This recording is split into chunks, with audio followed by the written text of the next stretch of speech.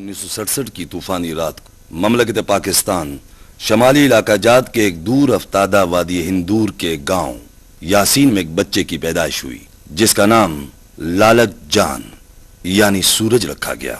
تقریباً 5 سال کی عمر میں والدہ کا سایہ سر سے اٹھ گیا، مگر لالک جان بڑے بھائی گلسمبر اور چھوٹی بہن کو اس کا احساس نہ تھا اور وہ کھیل کود میں مصروف تھے۔ والد نے دوسری شادی کر لی۔ لالک اور گلسمبر اسکول جا رہے تھے۔ لالک نے تیسری کلاس تک بھائی سے بہتر کارکردگی دکھائی، پھر اچانک اس نے پڑھائی چھوڑ دی۔ اب تو ربڑ کی غلیل ہی لالک جان کا پہلا ہتھیار تھا اور چھوٹے پرندے اس کا شکار تھے۔ اس سارے کھیل میں اس کا کتا اس کا ساتھی تھا۔ کچھ عرصے تک لالک جان نے بھیڑ بکریاں بھی چرائیں۔ بڑے بھائی گلسمبر نے فوج میں شمولیت اختیار کر لی تھی، مگر گھر کے حالات جوں کے توں رہے۔ لالک جان نے ایک دن اچانک والد سے فوج میں ملازمت کے لیے کہا۔ والد پریشان ہوئے، مگر لالک نے بڑے پرجوش لہجے میں کہا، ابا جان، میں فوج میں ملازمت کے ساتھ پڑھ سکوں گا، اور پھر یہ تو ایک مقدس پیشہ ہے۔ والدین کی اجازت سے بونجی جو گلگت کے نزدیک ہے، وہاں نلائی کا ایک ٹریننگ سینٹر تھا، اپنے ایک رشتہ دار مراد خان کے ساتھ پہنچے اور اس مرحلے کو بخوبی طے کر لیا۔ 9 ماہ کی ٹریننگ کے بعد پاس آؤٹ ہوئے اور ان کی پوسٹنگ 12 NLI میں کر دی گئی۔ بڑے بھائی نے لالک کو خط لکھا اور اسے ثابت قدمی کا درس دیا۔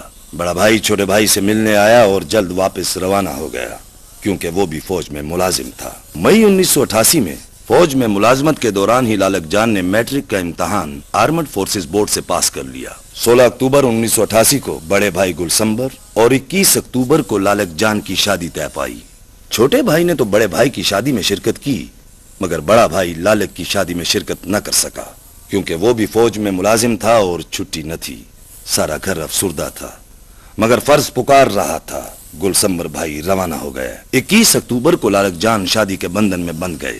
انہیں اللہ تعالیٰ نے 2 بیٹیوں اور 1 بیٹے سے نوازا۔ 1992 میں آپ کی یونٹ کو پیر گھنٹی کے مشکل ترین محاذ 2 میل سیکٹر میں تعینات کر دیا گیا۔ اسے سر جہنم یا سیاچن کے نام سے بھی پکارا جاتا ہے۔ 1993 میں لالک جان کو حوالدار کے عہدے پر ترقی دے دی گئی۔ اس دوران وہ میس حوالدار بھی رہے۔ فروری 1998 میں لالک جان کی شریک حیات بیگم گل جہاں دار فانی سے کوچ کر گئیں۔ 26 اکتوبر 1998 کو لالک دوسری مرتبہ دولہا بنے اور شادی کے فوراً بعد انہوں نے باقاعدہ داڑھی رکھ لی تھی۔ 1984 میں ہندوستانی فوج نے پاکستانی فوج کی طرف سے موسم سرما اور برف باری کی وجہ سے خالی کی گئی چند پوسٹوں پر LOC کی خلاف ورزی کرتے ہوئے ناجائز قبضہ کر لیا۔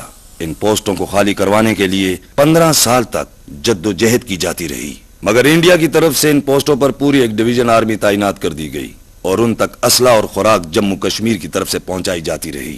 مئی 1999 میں انڈین آرمی کی طرف سے بھیجے گئے 4 جوان لاپتہ ہو گئے۔ ان کی تلاش کے لیے بھیجے گئے 12 دوسرے جوان بھی لاپتہ ہو گئے۔ اس طرح وہ پوسٹ جس پر 1984 میں انڈین آرمی نے ناجائز قبضہ کر لیا تھا، اس پر پاکستانی فوج نے قبضہ کر لیا۔ جولائی 1999 میں جب ہر طرف آگ برس رہی تھی اور وطن کو بچانے کا سلسلہ عروج پر تھا، لالک جان نے بھی محاذ پر جانے کی خواہش کی اور محاذ جنگ پر پہنچ گئے۔ صوبیدار سکندر اس چوکی کے انچارج تھے۔ ہر طرف لڑائی زوروں پر تھی۔ دشمن کو سمجھ نہیں آ رہا تھا کہ یہ پوسٹ کیسے خالی کرائی جائے، کیونکہ اس کو شدید مزاحمت کا سامنا تھا۔ پاکستانی فوج کے جوان جام شہادت نوش کر رہے تھے اور وطن کی حفاظت ان کی زندگی تھی۔ ایسے میں لیفٹیننٹ وسیم کی قیادت میں چند JCOs اور جوان بھیجے گئے اور چوکی کے دفاع کی ذمہ داری سونپی گئی۔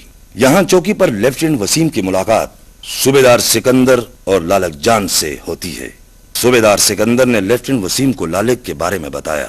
لالک جان نے اپنا نام بتایا جو لیفٹیننٹ وسیم صحیح طور پر سمجھ نہ پائے۔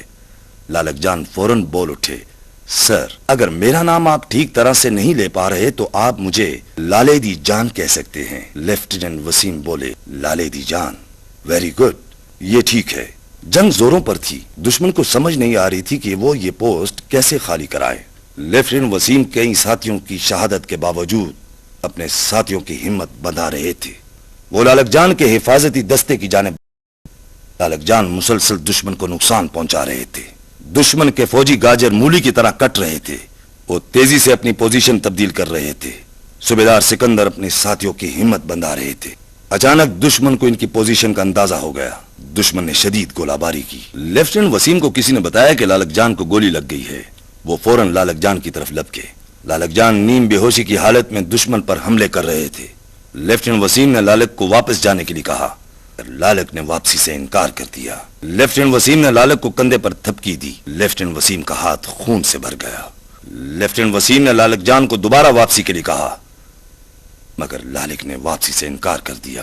لیفٹیننٹ وسیم نے دیکھا سب سے زیادہ لاشیں اس طرف تھیں جہاں لالک جان کی ڈیوٹی تھی۔ وہ رینگ کر جاتے اور دشمن سے چھینا ہوا اسلحہ اپنی پوسٹ تک پہنچاتے رہے۔ وہ مسلسل دشمن پر فائرنگ کرتے رہے۔ ایک جگہ ان کو دشمن کا ایک بنکر نظر آیا جس میں اسلحہ تھا۔ بنکر تو تباہ ہو گیا، مگر لالک جان دشمن کی شدید گولہ باری سے شہید ہو گئے۔ لالک کا کارنامہ لاسانی تھا۔ حکومت پاکستان نے ان کو اس شجاعت پر نشان حیدر سے نوازا۔